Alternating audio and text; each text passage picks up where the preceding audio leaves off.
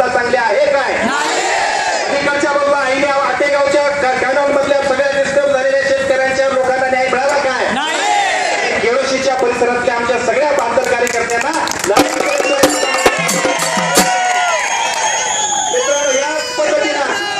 याच पद्धतीने ईर्ष्येने शब्द मारून आपण सगळेजण निघालोय.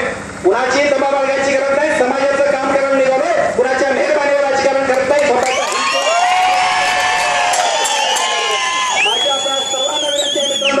या संघर्ष यात्रेच्या निमित्ताने नीचे खोरीतला रस्ता असेल जिथं प्रचंड अस्वस्थता असणारे लोक आहेत. पलीकडच्या बाजूला केळोशीमध्ये ह्या इतर पोस्टर दिसतात. त्या पोस्टरमध्ये बघा रोज माता भगिनी दूध घालायला यायला सुद्धा त्या चराकडनं येताना जीव रोजच्या रोज धोक्यात घेऊन येत आहेत. पलीकडच्या बाजूला जेळ्याच्या वाड्यामध्ये 5-6 महिने वाहतूक बंद आहे आणि गारगोटी पासून ते कोल्हापूरचा रस्ता ज्या कोल्हापूरच्या गारगोटीच्या रस्त्यामध्ये गेले बरेच दिवस झाले 25-30 वर्षांपासून तो रस्ता मोठा झालेला नाही. आज वाहतूक वाढली, वर्दळ वाढली, माणसं वाढली. याच रस्त्यावर पूर्वी 1 पेट्रोल पंप होता, आज 10-15 पेट्रोल पंप झाले. पण माणसं वाढली, वाहतूक वाढली, सगळी वाढली, तर रस्त्याची साईज वाढली नाही. गारगोटी कोल्हापूरचा चौमुद्रे झक मारला कारण ते तुम्ही मंडळींनी घोषणा केली होती. पण किमान रस्त्याला जरी 2 मीटरचा जरी पलीकडे वाढवला तर आमची गाडी तरी सुचाडता येईल. एवढ्या साध्या मागण्या तरी पूर्ण झाल्यात काय? याच सगळ्या प्रश्नांची उत्तर विचारण्यासाठी, याच सगळ्या प्रश्नांचा हिशोब मागायसाठी आपण मुदामध्ये आलो मित्रांनो. संघर्ष यात्रेच्या निमित्तानं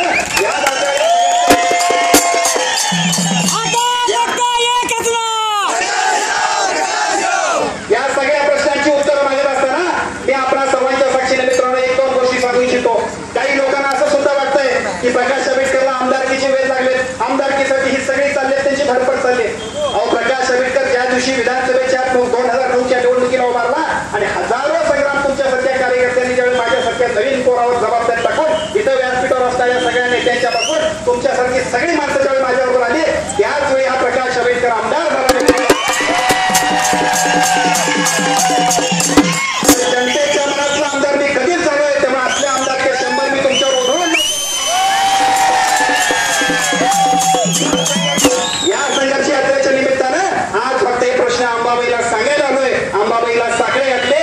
आता मुदाळकर तुमच्या साक्षीने मी सांगू इच्छितो. नाना पाटलाय, राजी पाटलाय, ज्यांच्या आशीर्वादाने आम्ही सगळी मंडळी बोलतो, आदरणीय बापू शिवा पाटलाय, या सगळ्यांच्या बाजूने बाजू आपण असाल किंवा सगळी मंडळी इथं असेल त्या तुमच्यापासून ते पाठीमागे आमचे वाघापूरचे नेते जुने आहेत सगळे श्रीधर बापू तुमच्यापासून माझे आनंद जोडाळे, PS कांबळे, बाजीरावजी चव्हाण, इंद्ररावजी झांबरे पाटील नावं घ्यावीच तेवढी सुनीलरावजी कमी आहेत. इकडच्या बाजूला आमचे सुंदर वरंडेकर आहेत, पलीकडे आनंदरावजी ठोकरे आहेत, सुनील चटर आहेत, बंडारावजी चिलेंच्या पासून ते तिकडच्या बाजूला सगळेच्या सगळे आनंदराव प्रल्हाद आंबेडकर आपण सगळी मानतो आहोत. हे सगळे पाटील मंडळी आमचे आदरणीय महाराज आणि आपण सगळे बाजूला इकडच्या बाजूला सगळे आपल्याला दिग्गज नेते या सगळ्यांच्या साक्षीने आपल्या सर्वांना सांगतो मित्रांनो. संघर्ष यात्रेच्या निमित्तानं एक प्रश्न आहे.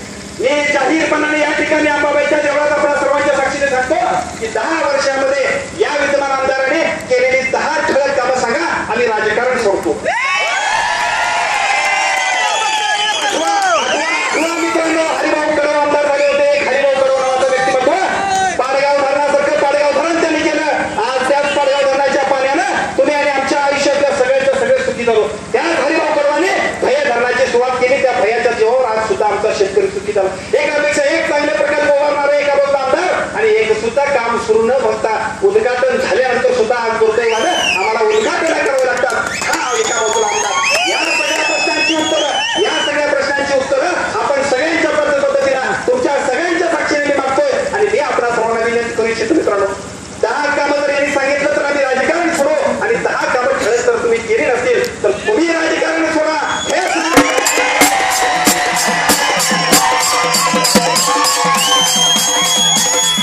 आपल्या सगळ्यांच्या साक्षीने हे सांगायसाठी अंबाबाईच्या मंदिरात आम्ही आलोय. माझी आपल्या सर्वांना विनंती आहे मित्रांनो, माझी आपल्या सर्वांना विनंती आहे, केवळ दुसऱ्यांना नावं ठेवण्यावर प्रश्न सुटणार नाही.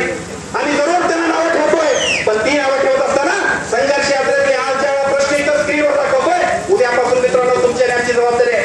आज दिनकर बापू आज आमचं काम संपलेलं नाही. आज खऱ्या अर्थानं रमेश काम सुरू झालंय. आज काम असं सुरू झालंय.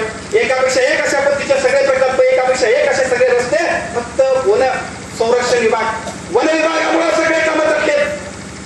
प्रत्येक रस्ता, प्रत्येक कॅनॉल, बेगोलीची उंची वाढवायची अडचण वन खात्याची, फॉरेस्टच्या पलीकडच्या बाजूला आमच्या धनगरवाड्यातले प्रश्न आहेत, रस्ता करायचा आहे, फॉरेस्टची अडचण आहे. पलीकडच्या बाजूला इकडे आमच्या भैयाच्या धरणाची उंची वाढवायची आहे, चिवाळ्याच्या धरणाची उंची वाढवायची आहे, तिकडच्या बाजूला केळोशीची उंची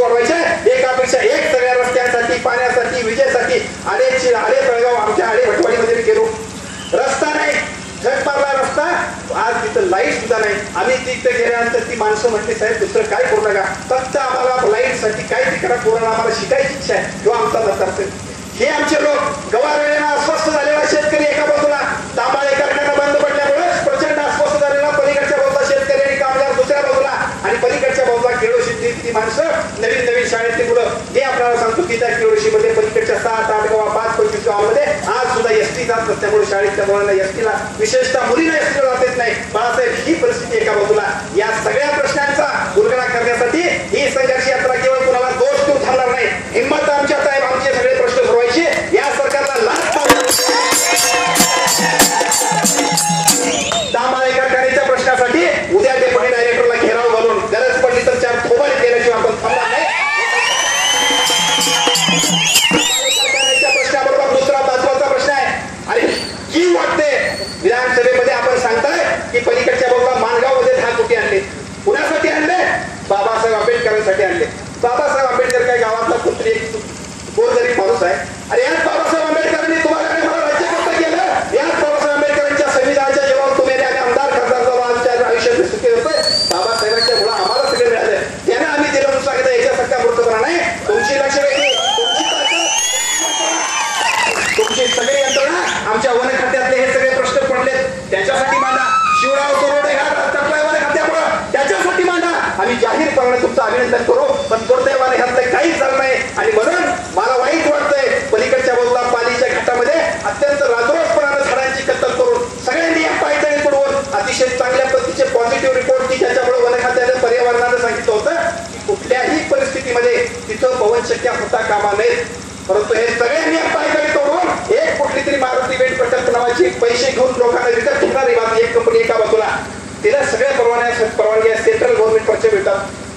तिथं सगळा तो कॉन्झर्वेटर असेल, तिथला सगळा डीएफओ असेल, चीफ काय धक्कोन असेल, मुख्य वन संरक्षक, सगळेच्या सगळे लोक त्याला सगळे पॉझिटिव्ह रिमार्क देतात. उद्या पहिलं काम काय असेल तर त्या वन संरक्षकाच्या कंबारड्यात नाथ गवळा हा प्रकल्प बंद पडला पाहिजे. अरे लोकांच्या प्रश्नाची तर जिव्हाळ्याच्या जीवन मरणाचे तिथं तुम्ही परवानगी देत नाही का? खाजगी कंपनीला राजरोसपणानं आमचं जंगल जर लुटायला दिला असाल तर सह्याद्रीच्या कुशीत बसलेले आम्ही सगळे मर्द मराठी मावळे कोणत्याही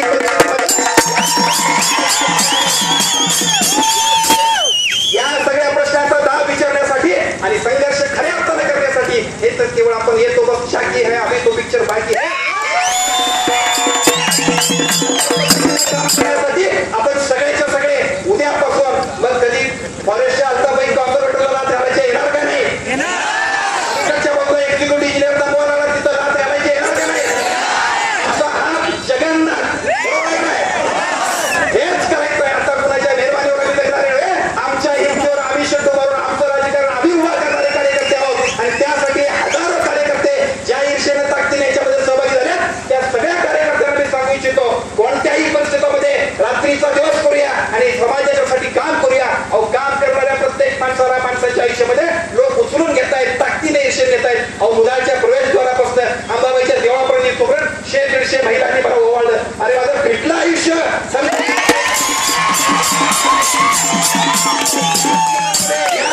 काही लोक म्हणत होते अरे काय करणार प्रकाश आंबेडकर या मुलांमध्ये एवढ्या ईर्षेनं बापूसाहेब खांडेकरचा माणूस आणि पिराजी पाटील साहेब तुमच्यापासून ते सगळे माणसं आमचे माधवरे गुरुजी असतील किंवा आमचे बाकीचे सगळे नेते संभाजी पाटील साहेब असतील, महाराज स्थापन असाल, सगळे दिग्गज सगळ्यांची नावं तुम्ही ठेवली ठेवली. आपली सगळ्यांची ताकद माझ्या पाठीमागे लागली. आज तुमच्यासाठी काय पण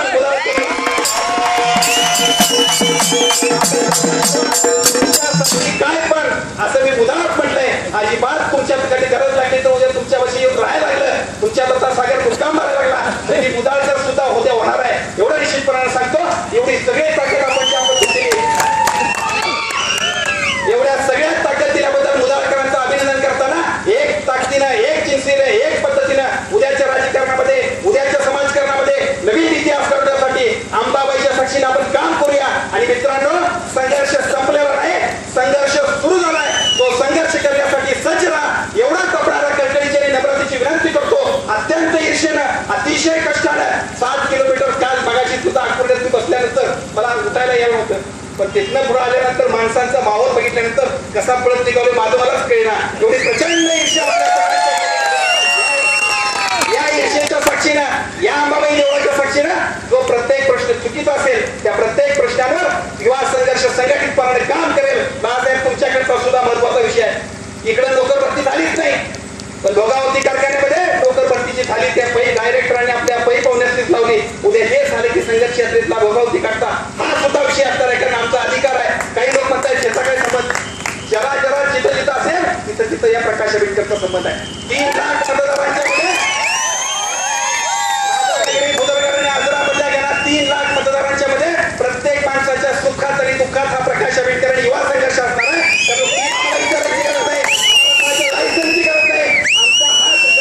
प्रत्येक प्रश्नामध्ये आम्ही असणार आहे एवढंच आपल्या सगळ्यांच्या साक्षी सांगतो. पुन्हा एकदा लढाईला सज्ज व्हा. संघर्ष करूनच राजकारण आणि समाजकारण करू याच्या प्रती विनंती करतो.